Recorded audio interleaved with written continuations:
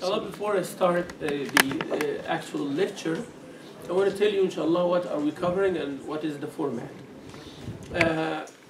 This lecture will be divided to three topics.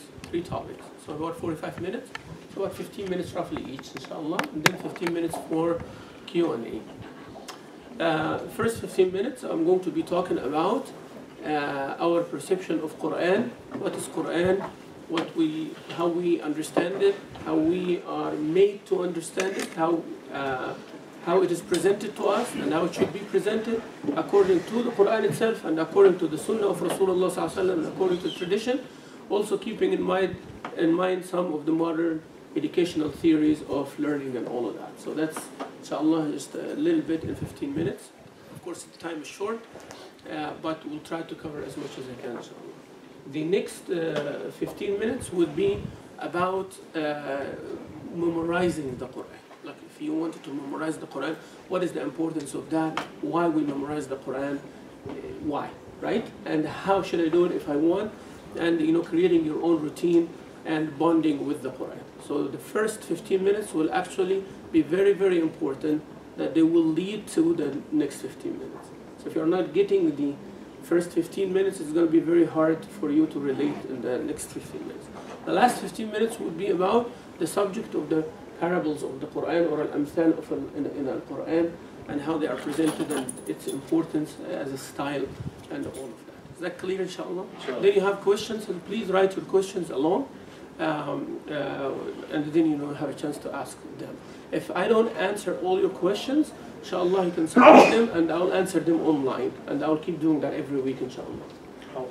Also, I wanted to let you know that today I started a Facebook page about Quran and its science only. It is going to become a public page, inshallah, in a couple of days, and participating in it, few of my students from all over, alhamdulillah, the world, and other brothers and sisters who are either scholars of Tajweed or they are students, advanced students of Tajweed. And the purpose of it is to serve the English-speaking audience all over the place, right? So it's what is Tajweed, how to pronounce the Quran, how to go on your own pace, and there will be lots of nice information about Ilm al-Quran, also for the advanced level. So this is going to go, inshallah, I'll give you information about that. With that said, inshallah, bismillah, we start our lecture. First, I want to warn you with a couple of things. One of the brothers who attend my speeches, my Jum'ah khutbah, and him and his wife, they are both my students. They are like in their 50s now. So that brother is an engineer, very smart person, alhamdulillah, mashallah. He is a Muslim revert for the past 25 years or so. And his wife is born and raised Muslim. And that background is very important to what I'm going to say. So he listens to my speech at least once a month. So his wife is my student. So the wife, mashallah, more advanced than him. She has been my student in the advanced tafsir class for about 5 years. So she said, my husband, from listening to your speeches, he said, there are too many rabbits to catch. Too many rabbits to catch. That's how he summarized his experience listening to Khutbah al-Jum'ah. And that was very important feedback for me, by the way. Being, someone who knows adult education, I know exactly what he means. As I said, he's very smart. To reach to that result, that means he went through too many things, right? Until he can visualize and bring an image to it. So I want you to take that note. Putting the things that you experience in an image format will help a lot. Putting any experience that you go through in an image format, it makes it easy for you, and that's actually the next 15 minutes, the last 15 minutes we'll be talking about that, and that's what al-amthal in the Quran means, right? So putting things in image formats you can relate to. So he said there are too many rabbits. I told her, what do you mean? She said, the Sheikh, when he's giving the khutbah, it's like he keeps throwing rabbits at us, and I cannot catch them. That means there are too many ideas and too many pieces of information in every direction, right? So I could take this as a compliment, and I can take this as constructive criticism. Don't you agree? Yeah, I can take it as a compliment. Oh, sending too many rabbits, for people, to catch and all of that, and, have fun. Or I can take it constructive criticism. I need to be more focused, right? And see the audience in front of me, and if there's too many rabbits, I can give each one a cage with a rabbit in it, right? Or give them at least how to handle this, or enable them with the filter or some type of glasses that this is for me, but this is not for me, and so on, right? So this is warning number one. That's what you're going to experience when I'm giving the lecture. So I want you to have that. Another person in another state, I was just giving a lecture about knowledge and its importance and the youth and all of that. And then, that person came to me and they said, after listening to all day of your workshop and all of this and this specific lecture, I can see that the information you give is like a slow release capsule. Slow release, like, there are some pills or some vitamins that, once you take it, the rush goes in your body, and the other one that is a slow release. And that was also a very important feedback for me, right? Each one has its own benefit. So when they are dealing with anything, sometimes you need that rush. When I was in Hajj, some people were about to faint. So you need to give them some solution or something like that needs to act at once, right? But some people, they are fine. But their body on the long run needs some vitamins, so they need that slow release. So that was also a very, very important feedback for me as well. Why I started with those two warnings? Because those are the two main foundations when dealing with the Qur'an. When dealing with the Qur'an in a modern way or a nice way, given the material life around us and given our busy schedules, okay? So one way is you will be overwhelmed by the amount of information that people tell you, this is tajweed, and this is that course, and that's that course, and this is this sheikh, and that's that sheikh, and this is the fashion, and this is the latest, and this is Madani, this is Makki, You get overwhelmed like those rabbits everywhere, and then you say, what? This is not my game. This Quran, no. I will just do what I'm doing, and that's it. Or someone is up to the challenge, okay? So you know what? I'm going to be focused, and I'll catch a rabbit today, and another one tomorrow, and the third one after tomorrow, and I'm good until I become the rabbit catcher one day, right? Like I know exactly how to get. And over time, I'm going to develop the sense and the experience to know which one fits and which one not. So I will have that. And then I will even go above to this limit that I help this sheikh who is throwing all of that, and I become the one who distinguish. This group goes to this category, and this group goes to this category. So you create your own goal. So you are not the end. I don't want you to feel that you are the end receiver of my lecture today. That's not what Rasulullah taught us. That's not what Rasulullah taught us. Rasulullah did not say, may Allah have mercy or may Allah brighten the face of somebody who learned from me what I did and acted according to it. He didn't say that. He said, may Allah have mercy and may Allah brighten the face of somebody who heard what I say, who understood it, then he delivered it to someone else. Because maybe the one you deliver it to will practice it from a different angle and will do better than you, so you win both ways. Right? Also, I want you to understand that Rasul sallallahu alayhi wa sallam, when he told us the best among us are the ones who do what? The ones who do what in relation to Qur'an? Teach the Qur'an and learn it. خيركم من تعلم, the one best of you, خيركم من, the one who تعلم القرآن, تعلم القرآن وعلمه. Yani he does two. He did not say خيركم من تعلم القرآن أو علمه, or خيركم الذين يتعلمون القرآن والذين يعلمون. مثلا, يعني the Arabic grammar can serve that purpose of saying the best among you are two categories, the ones who are learning and the ones who are teaching. But he actually made them one category. They are learning and teaching. So I am learning also today while I'm teaching you. How do I learn while I'm teaching you? Anybody can tell me? I'm the one who's speaking now. You're silent. How am I learning from you? The feedback that we the feedback. What else? Your reaction and your interaction teaches me how to tell you next time, right? Your questions that will come will tell me what kind of people, right? You are you. So that's how it is a mutual process. Also, the best of education, the one which is student-centered, not the one according to the teacher. One of the reasons why I failed in business miserably, I tried, by the way, I tried, and I failed in business miserably, even the business of selling books, Islamic books. So one time it came in my head when I was in Minnesota, let me do some business on the side, and the best business is the business to sell the books, right? Then, I bought about between $5,000 and $6,000 of books. And I ended up for 4 months reading those books. So why did I fail miserably, even though I had the money and I bought the books and I had the place and I had the customer base in the masjid and everything was good? So why did I fail in business, you think? You didn't market it. You did not market it. No, I marketed it. You did it for your... I told the people to come, and the people come. And people come and they go around and they check the books and all that, but nobody buys anything. Nah. They're interesting. Business is not for me, that's the result, by the way. That's what I understand now, alhamdulillah. But anybody else? They didn't think they had a problem for the books to solve. There was a problem. They're not students of Qur'an like you. Probably You're very close. What? You bought the books that you like, not what they Thank you. That's the reason, right?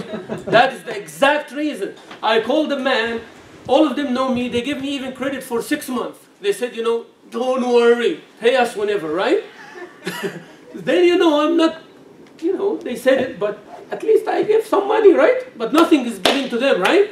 So they said, what's going on? Whenever I ordered the books, they said, Sheikh, are you sure? You want that encyclopedia of the Mufassirin of the Qur'an? 6 volumes. And you want the comparative fiqh, like 12 volumes. And you want, who's going to buy that? I said, oh, it's good. I like that. That book is great.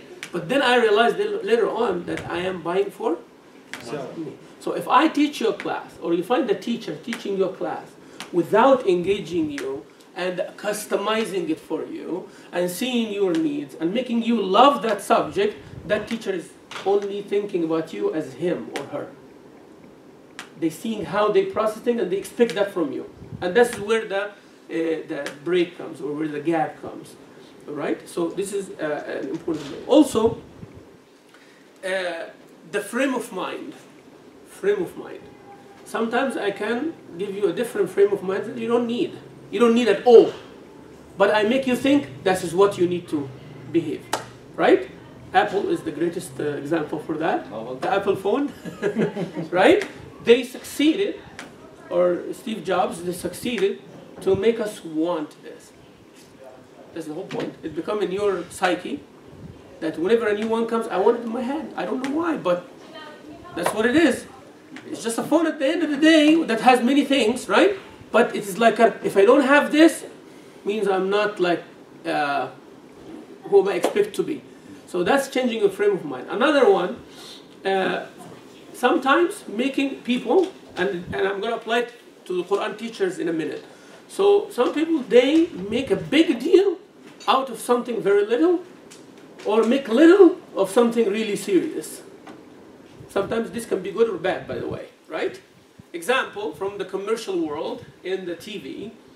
How many of you saw a commercial about saving or insurance or something like that? And very little, tiny money that makes big at the end, right? Some people, they don't pay attention to that, so they wanted to show them how a small thing can result in a big thing. And he brought the dominoes, the little one goes, and after that a bigger one, and a bigger one, and a bigger one, to the point that he said, if we repeat this process 6 more times, like an Empire State Building size can fall down. Because of that little tiny thing, right? And I'm going to apply that to the Quran in a minute, right?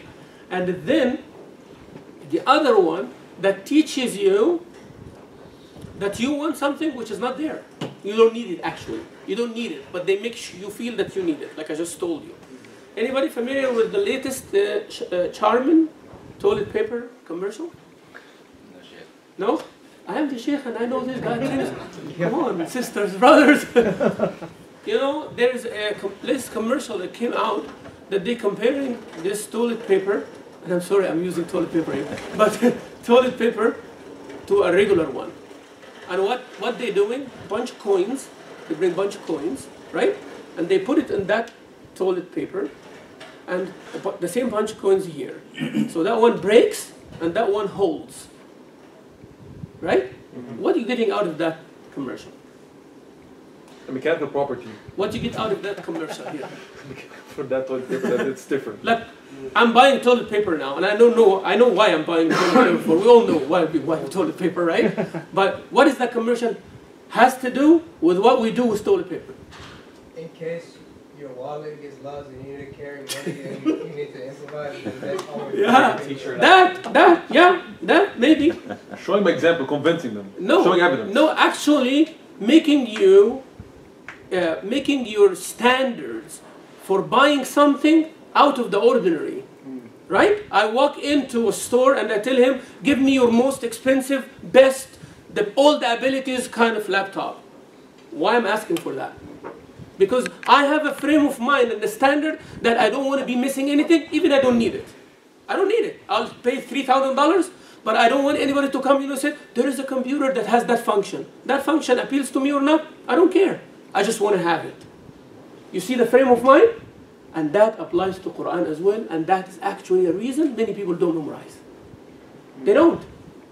Because they don't know why, they don't know how, they don't know when, they don't know who, right? It's just an overwhelming subject. Qur'an is like a huge thing for you, right? Don't even come close because it's only for us, sheikhs, right? You have to be like that, and so on. So I don't need you to tell me the coins break this and that.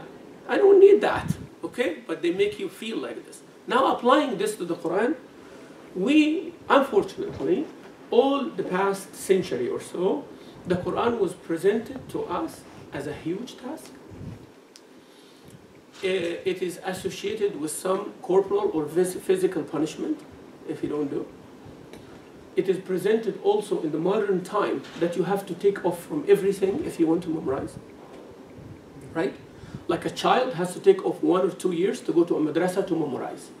And in the process, the parents has to sacrifice the SAT exam, has to sacrifice application to a Ivy League college, and all of that, right? While the frame of mind, if we switch it a little bit, you know, somebody who is going to be dedicated, or the life to be dedicated to the Qur'an, supposed to be the best candidate for all the above. Not the other way around. It's not the other way around. If I take my child off from school to do Qur'an, that means I'm giving him or her the message that this Qur'an is not relative to your life. Even though they achieve, even though they become a hafiz, they will struggle coming back to school. Then we discover later on, oh, those who memorized the Qur'an, they were very smart in the school and they did catch up like this. Actually, you are deceiving yourself. That doesn't work like that. All their life, they feel that to be good and closer to the word of Allah, I have to abandon all this knowledge for 2 years. Otherwise, I couldn't have done it. And everybody else, learn from that example. What do they learn from that example? I cannot memorize the Qur'an except this way. And that one, he said, that was the only way to memorize the Qur'an, and we're missing up a whole generation. I'm sorry, with no offense to any madrasas or anything, they're doing a great job, may Allah reward them. But from my educational background, that's what I'm seeing. That's what I'm seeing. The real challenge is in the community. I want one of you, enough for me, wallah, if 1 or 2 of you, brothers and sisters, 3 years from today, ending up memorizing the Qur'an. Sure. That becomes like a pioneer. This becomes a precedent. And there is someone, by the way, you know, Brother Muhammad Chalan, many of you know him here. He started like about 2.5 years ago. And he has 6 juz to go to finish memorizing the Qur'an. And he is the busiest person ever, right? Now he's doing his master's degree and he's working full time and he is, you know, getting married and all of that. And he was managing classes and he was doing all of this. And with the little guidance, when I sat with him, I changed, alhamdulillah, his frame of mind of being scared and, you know, hesitant. And he's going through, and the first 5 juz was hard, and then it continued. It became a routine for him. I have to do this every single day, otherwise my day is no good. That's his frame of mind now. If I don't memorize in one given day, even 1 verse, this day is no good for me. You see, switch the frame of mind, not to fit the Quran in your day, no, fit the day for your memorization. Right? That is the frame of mind I wanted to talk about. طيب. Now we are moving to the memorization aspect, right? The memorization aspect.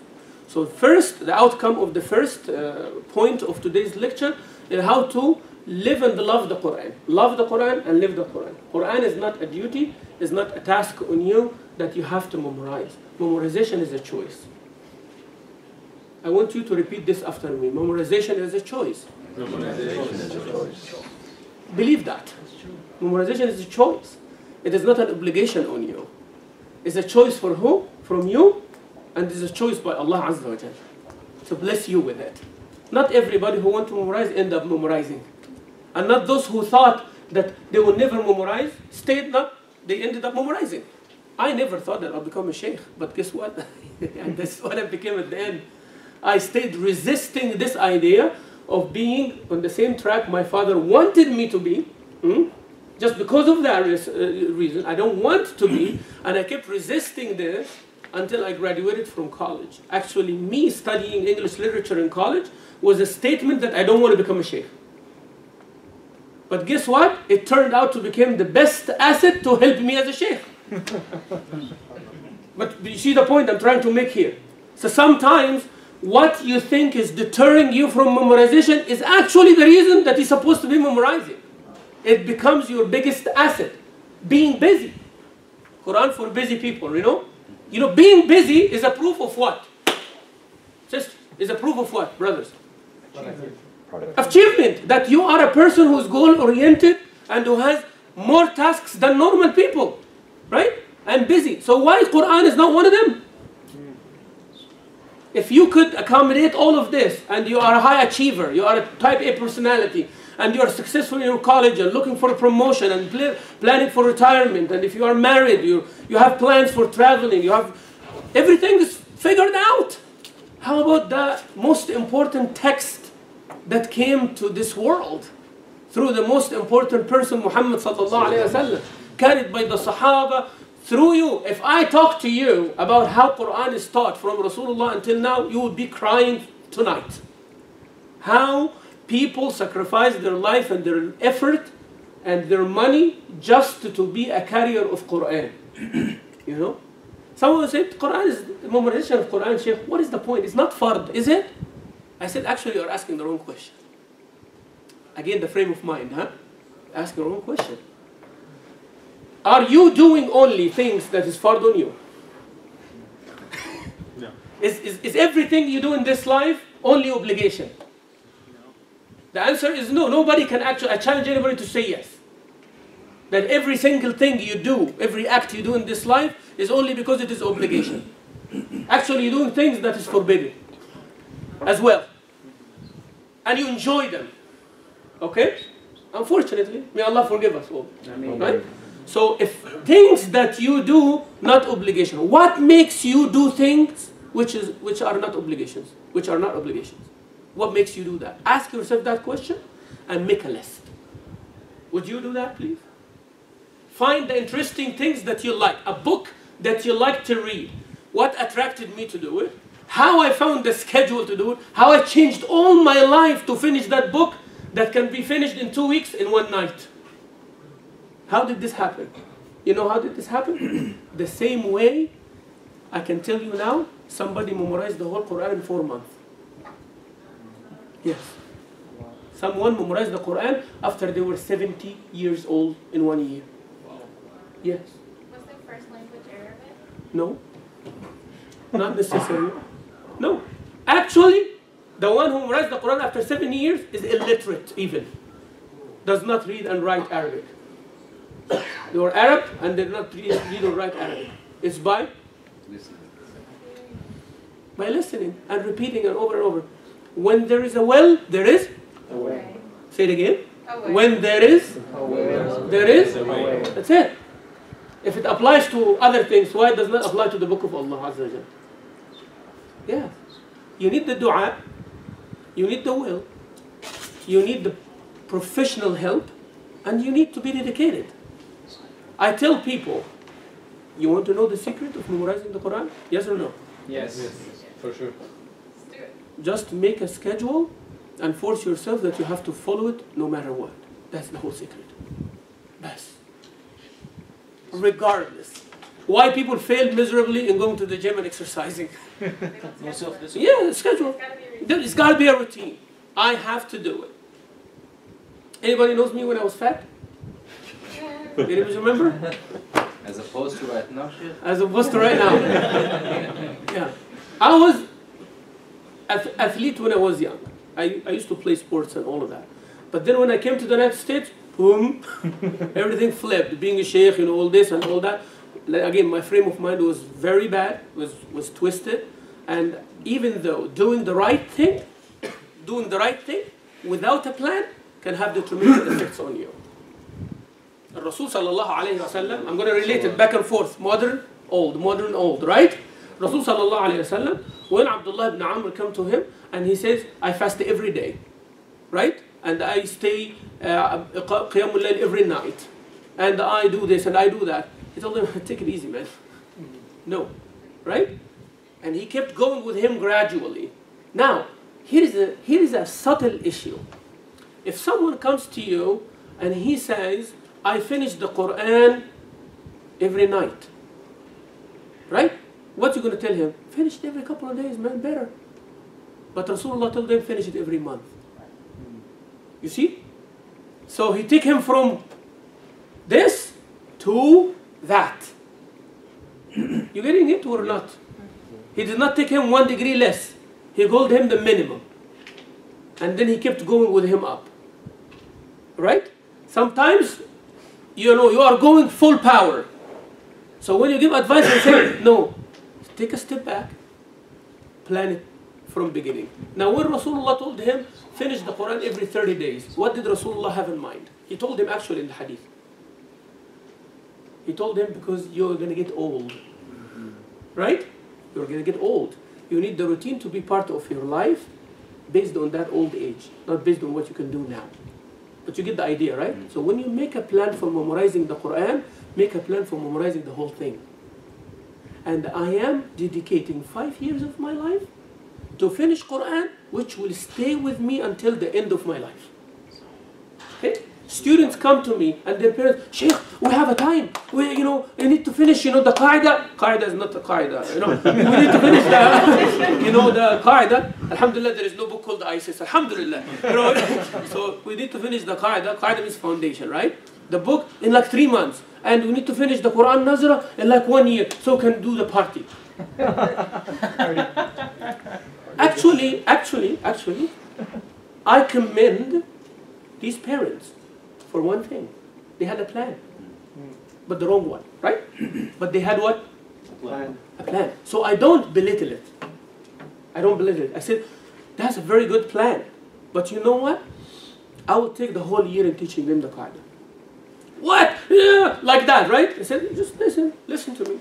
Imagine after 1 year, when your child, after finishing 1 year and learning how to pronounce correctly, reading the ayat fluently, how much they would spend when they're reading the Quran with that quality? Half of the time that you were planning, right? But that 1 year is going to stay with them for the rest of their life. Every time they recite the Quran, they recited what? Beautifully. Now if I finish fast, if one letter only is not pronounced right, that becomes like a deformity in their recitation for the rest of their life as well. So what's your choice? You say, Sheikh, your plan. It's your plan, man. That's good sales technique, right? Yeah, so how you convince people with what they do, but build on it. Don't laugh don't belittle people's ideas, right? Just change them. That's what the Prophet ﷺ used to do. The Prophet used to build on people's aptitude, I want to do this, but you can do it that way. What if you add that? Come with me, ride with him, ﷺ. He teaches, like that. So this is the way. Also, memorizing the Quran should not be a daunting task. Don't be scared of it. Try saying that, I want to do the last 10 surahs of the Quran. Right? That's my first goal. Then after you finish, Then he said, I will finish the 30th juz of the Quran. Then I wanted to perfect my recitation in that 30th juz of the Quran. Then, I will choose a surah that it is dear to me, like Surah Al-Mulk, maybe Surah Al-Kahf. That's how you gain your confidence. In the meantime, you achieved, by the way, hundreds of skills. And I'm not exaggerating. I'm saying hundreds of skills. The skill of holding the Mus'haf, right? The skill of respecting the Quran. The skill of your ear becoming trained to listen to the right thing, right? The skill of having a relationship with the teacher. The skill of how to memorize. You develop your own, right? You develop your own. When I listen to it first, I memorize it faster. When I read the tafsir of it first, or the translation, I memorize it faster. So you develop your own. It's not me. I don't have like a wahi. This is the only way to memorize. Everyone can memorize their own way. At the end of the day, when you come, you say it right. Okay? So that's how you do it. Alhamdulillah, your way. So memorization should not be what? A task that. Now, I want you to imagine the ability of, from your head, at any time you start your prayer, you can have a variety of surahs to choose from. Is it the same like you're repeating the same exact surahs that you know every time? قل الله أحد قل أعوذ بالفلق قل أعوذ بالناس. Then صلاة العشاء قل الله أحد قل أعوذ بالناس. Then صلاة الفجر قل الله أحد قل أعوذ بالفلق. For the past 20 years. Come on. Come on. Add one surah per month. Per month. One surah per month. Add 3 lines. So at the end of the year, you have 12 more surahs. 1 year, 12 surahs. Right? So 5 years, 60 surahs. Right? So you memorize the 30 juz in 5 years. That's an achievement, by the way. You know what's going to happen? Your child, inshallah, will memorize 3 juz. Because you do 1. And every parent wants their children to become better than them. And you memorize with them as well. So always find something to catch on. Don't take memorization as something. Who is running behind you to judge you if you are a memorizer or not? Tell me. Who is? You are a professional, right? Who is going to judge you if you memorize Quran or not? Who? Nobody. Memorization is a choice. Memorization is what? A choice. You make that choice or you don't make it. It's up to you. Choose. Am I going to be the one who is sitting by myself and I'm saying, أعوذ بالله من الشيطان الرجيم بسم الله الرحمن الرحيم الحمد لله الذي أنزل على عبده الكتاب ولم يجعل له عوجا, and you recite the whole surah till the end on Thursday night or Friday morning. Is this the same? Like you have to go and find your Quran and read it? No. Tell me, is it? No. No. It will feel great. If I'm in the Qibla in Taraweeh and I recite from the Mus'haf, wallahi, it never feels the same when you recite from your head. Ever. Ever. The ruh, the sakina, the tranquility, the connection, the fear. You know that fear? That fear has a rush that you become addicted to it. And I'm serious. There is a fear there mixed with excitement and mixed with happiness and mixed with awe. I'm reciting the words of Allah and the angels are writing for every letter 10 hasanat, right? And your mind, and it is flowing there, and you reach to the level that you forget who's behind you and what you do, and it's just like that. So imagine if you have the whole Quran like this. Amazing, right? So you have like access to the garden, you can choose whatever you want. Now I can give you, okay, here is your bottle of water, and here's your bottle of water. But if I have like the Fiji and the, all the things and said, choose your favorite. Is it the same? You are going to end up drinking one. But I give you the choice, right? Always we like the choice. We don't like to be restricted. When it comes to Quran, I want you to think like that, inshallah Rabbil Alameen. Is that clear? Yes. So the first segment of today, we have to change our frame of mind. Quran is the book of Allah and memorization is a choice. Quran is the book of Allah, memorization is a choice. You don't have to memorize the whole thing, make a smaller goal at a time. Test yourself, find your aptitude, measure yourself, have professional help, and go from there, right? And don't say language is a barrier. Don't say I am bad. Actually, that's how you start, because you are bad at something. That's how you start. How you become a master in something? When you're bad at it. So if you're bad at everything and you stay away from it, then you're not going to go anywhere. You become crippled, handicapped. And that's not a good thing. If you're handicapped, Allah created like that, alhamdulillah, I accept, right? But why I make myself like this if I'm, mashallah, what a sportsman you are. That's called the frame of mind. We accepted to be told Qur'an is not for you. We accepted to be told memorization is not for you. We accepted to teach our kids in a hidden way, Qur'an is a scary thing. Right? I wanted to mention something for you. You know what hidden curriculum is? Anybody heard that before? Hidden curriculum? You have formal, direct curriculum, you have indirect curriculum, and you have hidden curriculum. Right? What is the direct curriculum? I'm going to teach you Islamic studies, I'm going to teach you the 5 pillars of Islam. What are those? This is direct curriculum. It means there is a book. When you open, lesson number 1, lesson number 2, all of us know that one. Yes? Yes. The indirect curriculum, you have to pray because this is important. That's what the kid's getting, right? What the kid's getting is salah is something important. I'm not saying it's important, but that's what they get from the education. But what is the hidden curriculum? If I'm teaching them salah and I'm acting in a certain way as a teacher, they get that as well. Right? So hidden curriculum, you're teaching the kids about sharing. So they open the book, sharing. There is an ayah, there is a hadith, right? Sharing, Muslims, yani. There is a hadith, sharing. That is the direct curriculum. What is the indirect curriculum? You have to be nice. You have to be nice. So you're sharing because you are a nice person. When you share, you are a nice person. People will like you. But you're not saying that in the curriculum. But what is the hidden curriculum? They look at the picture. This kid or that girl wearing hijab or not? Is this boys and girls or boys only? That's how it should be. So hidden curriculum, when a teenager watching TV, they see that's what a teenager should look like. So forget about the plan and the plot of the movie. The hidden curriculum. How much hidden curriculum we as Muslim community do? I'm sorry, there's a lot of negativity. Right? I bring my child to the masjid. I give him the direct curriculum and say, that masjid is the house of Allah. This masjid is a good place to worship Allah. Right? And he comes and he finds the imam praying and giving a khutbah. But the hidden curriculum is, he's shouting at people and putting everybody down. What is the hidden curriculum? That's not the place I want to be. Yes? He goes to his friends who are doing all kinds of wrong that I taught him or her with the direct curriculum that it is absolutely haram. Right? Absolutely haram. That's direct curriculum. Indirect curriculum, you are no good if you do it. But the hidden curriculum, these guys are very nice. They are very accommodating. They don't judge me. I am welcomed regardless. And I'm having fun.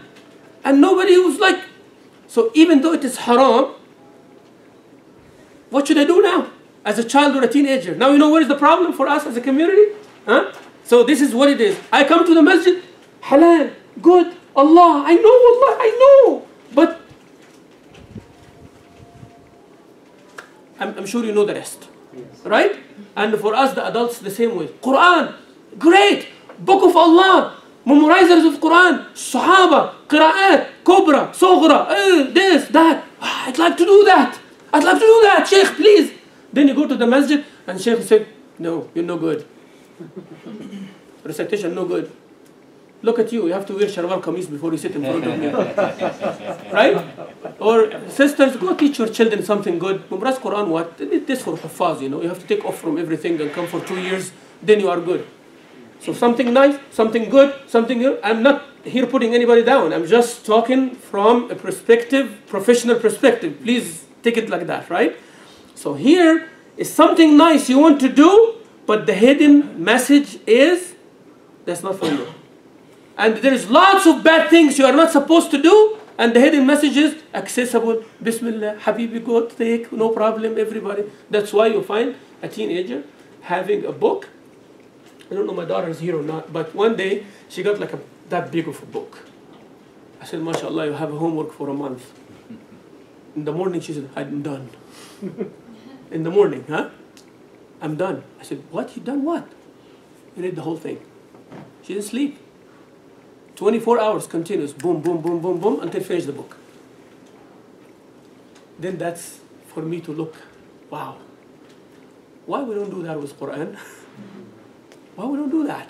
I'm not saying memorize the whole Qur'an in one night. But I'm saying it's doable, isn't it, Abu Hamid? Doable. Doable. It's doable. Doesn't matter your age. Doesn't matter your gender. Doesn't matter how many children you have. Doesn't matter how busy your job. Wallahi, it is doable, I swear. وَلَقَدْ يَسَّرْنَا الْقُرْآنَ لِلذِّكْرِ. We made it easy to be remembered. فَهَلْ مِن مُدَّكِرٍ. That's the question. Where are the people who are going to memorize? That was the question. It's not like only those who can memorize come forward. No, everybody is a material.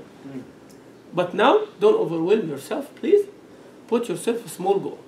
I'll memorize 10 surahs from now until the end of December. Inshallah Rabbil Alameen. Write them down, put them on like this, on the entrance or where you see them in the house. Right? Put them. And then be creative, brothers and sisters. Be creative. Write them down. Copy them from the Mus'haf and make them in a bigger format. So every time you're coming out, every time you're coming in, you're reading.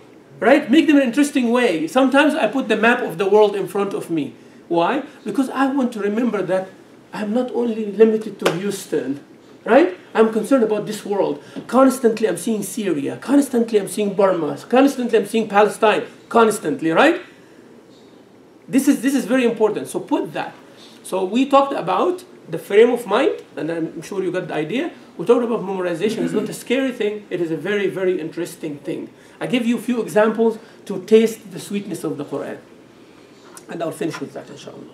But our talks will be always like this, inshallah, every time. Inshallah, be ready for it. I want you to come out empowered, right? Come out like with that spirit. I tell people, change your frame of mind. Until 2009, and Abu Hamid would like that, 2009, working as a sheikh was like a job for me. Only a job. Which is nothing wrong with, right? My job, it's like your job. My job as a sheikh to teach people the deen of Allah, right? Nothing wrong with this. But it was wrong for me to think like that. You know why? Because if a day like Sunday, today I started my day at 5 in the morning, and I did not sleep until now. And this is my third lecture today. Alright? So I give one, alhamdulillah, after Salat al-Fajr in Masjid Champion, and I give the Riyadh al-Salihin until the Shuruq, until the Ishraq. Then we question and answer. Then after that we go breakfast. وَمَا أَدْرَاكَ مَا الْبreakfast. Breakfast, that means more question than ever. Right? So that's about another hour. Then I go home, change and take shower and stuff. Then I go teach a youth class at my center in Roots and Sprouts from 11 to 1 p.m. And from 1 to 1:30 is Q&A for them and then their parents and all of that. Then I went home, I rested a little bit, then I came here and I'm here now. Now I was not able to do that before 2009. So what changed? Passion. No. Frame of mind. Yes, frame of mind. I reversed the idea. I want you to think about this. This is your homework for tonight. I reversed the idea. What was the idea? This is my job, right? My job. If I give one lecture, is enough. If I give 2, that means I have extra activity. I need to save more. But if I give 3, I'm exhausted, right? Now, what is the frame of mind? This is a message. It is a risala from Allah Azza wa Jal.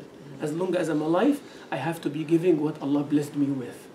That should not be the source of my exhaustion. Actually, if I'm exhausted, that's what I'm supposed to be doing to gain more energy. Right? So every time I'm tired, I want to give a lecture. Every time I feel lazy, I go to the masjid. Every time I feel down, I open the Qur'an and read. أرحنا بها يا عرفتم معناها؟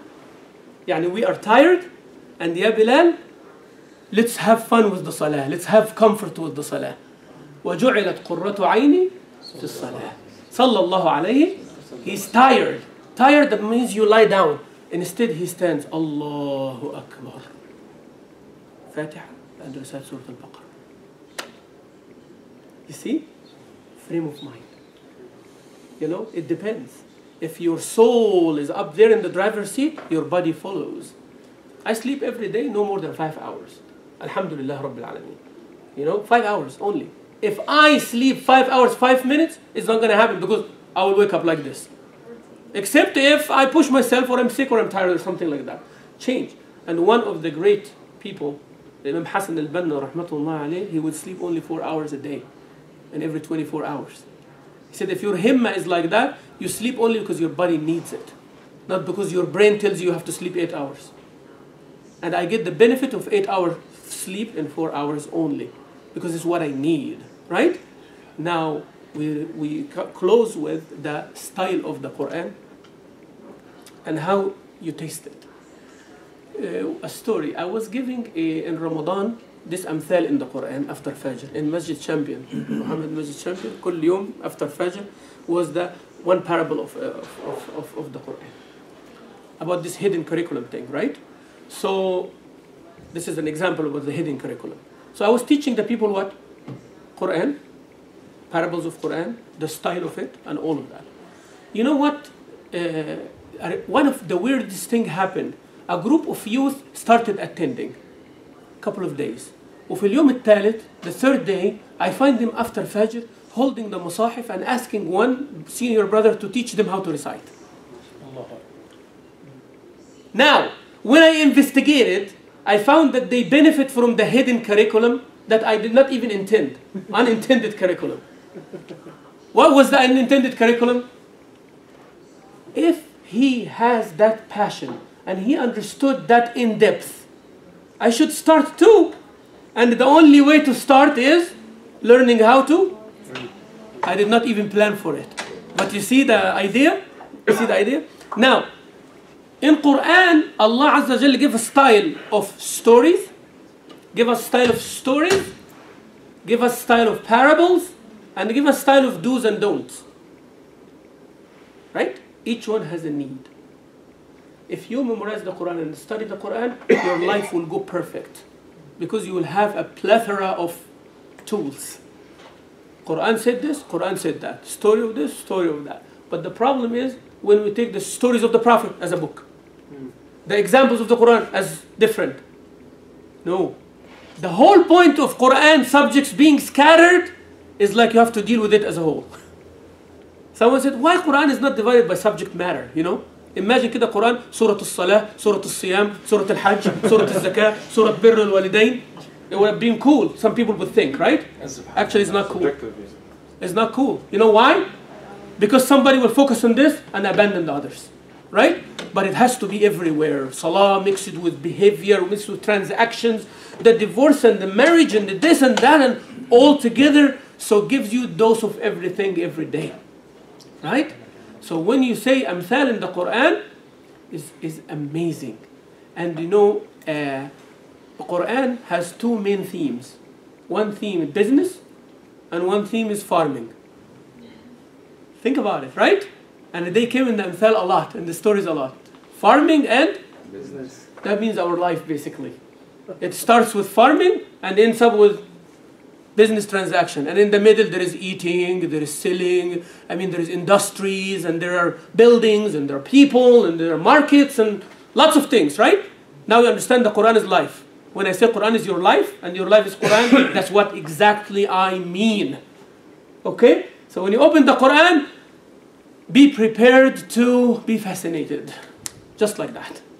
So when you recite the Quran, it's not only reciting, you are actually having a big part of life with you in your chest, in your heart. And the more you have, the more of this life you have. So you walk with confidence. That's why Ibn Taymiyyah, he said, my Jannah is in my chest, right? The Deen, the Quran, and all of that. Quran, for example, when Quran says to us, وَلَا تَقْرَبُوا الزِّنَا وَلَا تَقْرَبُوا الزِّنَا إِنَّهُ كَانَ فَاحِشَةً وَسَاءَ سَبِيلًا. Don't come close to adultery, because it is a bad fahisha, right? But when Allah Azza wa Jal talking about riba, he said لا تأكلوا الربا. ما قالش لا تقربوا الربا. He did not say don't come close to riba, but he said don't come close to adultery. Why? You see, style of the Quran. That is what we are going to be discussing, inshallah. Why here لا تقربوا? Why here لا تأكلوا? Right? لا تأكلوا مال اليتيم. لا تأكلوا الربا أضعافا مضاعفة but لا تقربوا الزنا رجس من عمل الشيطان فاجتنبوه. So when the act itself is not the only haram, everything leading to it is also haram. So that's when Allah Azza wa Jalla said, don't come close to it. But the riba is one business transaction, but there is lots of business transactions halal. Actually, most of it is halal. But this one, don't eat this way, but you can eat in other ways. You understand? Style of the Quran? Yes, the style of the Quran is like that. Allah Azza wa Jalla subhanahu wa ta'ala, He gave us the example. One of you, أَيَوَدُّ أَحَدُكُمْ أَن تَكُونَ لَهُ جَنَّةٌ مِّن نَخِيلٍ وَأَعْنَابٍ تَجْرِي مِن تَحْتِهَا الْأَنْهَارُ له فيها من كل الثمرات. You know what I say about this? Is someone having a canvas, right? And a very good artist. And now I said, أَيَوَدُّ أَحَدُكُمْ, would one of you like أَن تَكُونَ لَهُ, do you like it, sister? You like, brother? That you have in your possession جَنَّةٌ, a big garden. Draw it. Now you are drawing it in your mind, actually, in the canvas of your head. Follow me. جَنَّةٌ, imagine now, you can close your eyes if you want. أَوَدُّ أَحَدُكُمْ أَن تَكُونَ لَهُ جَنَّةٌ, you have a garden. مِن نَخِيلٍ, palm trees, date palm trees of Medina all around it, mashallah. وأعناب, all types of grapes. له فيها من تجري من تحتها الأنهار, there are rivers flowing through it. Right? Keep drawing, keep drawing. Alright? And then له فيها من كل الثمرات, every type of fruit that comes to your head, it is in that one. Then you become old. Then your children are weak. They are not maintaining that garden. Then one day you wake up and the hurricane comes and destroy everything. Right? That's not a good picture. It was so good in the beginning, Sheikh. Why did you destroy it like that? Right? You know, this ayah is in the context of spending sincerely for Allah's sake. So imagine that picture every time you're giving sadaqah to someone. How is your sadaqah now from now on? If you do it sincerely, it's like that garden will be maintained. And those offsprings is your deeds. And that hurricane is like the day of judgment. Right? Coming. Would you want to see that garden when you are weak? And your children are maintaining it? Means after you, your a'mal continuous. And then when you go move to your new home, you find that garden ready? Or you want it to be destroyed before you go? What you want? So that means spend for Allah's sake. That's one example. And the Quran will be studying in details, inshallah. I want to close here and finish by summarizing everything. One, we have to change our frame of mind when we handle the book of Allah subhanahu wa ta'ala. Because that's what we're talking about. I don't want to make it a big picture, but focus on the Quran, change your frame of mind. How you change your frame of mind? Memorization is a choice. It's up to you now, you make that choice or not. Nobody's going to make it for you. And present it in a very interesting way to yourself. You are a professional, nobody's running after you. Nobody's going to judge you that you memorize or not. It's something that you are doing for yourself. Especially the sisters, right? I encourage sisters who memorize and study tajweed, wallahi, more than brothers. You are a madrasa. You are the one who's going to affect more than half of the society. The brothers memorize for themselves, most of the time. No tarawih. But the sisters memorize for themselves, for their spouses, for their children, for everybody around them. When a sister have the Quran in her heart, wallahi, I know she affects more people than a brother who does. Take it from me, right? And always, if a wife memorizes, it's easier for the husband to follow. But if the husband memorizes, it's hard for the wife to follow. Because it's all about him. He wants his coffee, he wants his tea, he wants his food. I want to memorize, I want to no disturbance, all of that. But she is the miskina, have everything, to be taken care of. If she succeeds with all of that, why are you not memorizing? I would say, your wife memorized better than you. Come on, man, shame on you. Like that, right? So, take the Quran, frame of mind. Memorization is something beautiful, something good. Carrying the Quran and the words of Allah in your chest, wherever you go, it is an amazing thing. It's an amazing thing to do. Doesn't matter how big. Start small. Start little. And the parables of the Quran, stories of the Quran, the style of the Quran is what will make our life meaningful, inshallah. I hope that I give you some glimpse into how to handle the Quran tonight, inshallah. But this is a series that we will be doing every Sunday, inshallah. I'm going to take 5 or 10 minutes from the lecture for this empowering aspect, right, of the Quran, testing it, and then we will take one example or one parable, and we will discuss it linguistically. We will see the reason of its revelation. We will analyze it, what it means, and then we will take it home, here, Houston, me, you, our family, how this can be applied with a practical action, right? To take it, inshallah.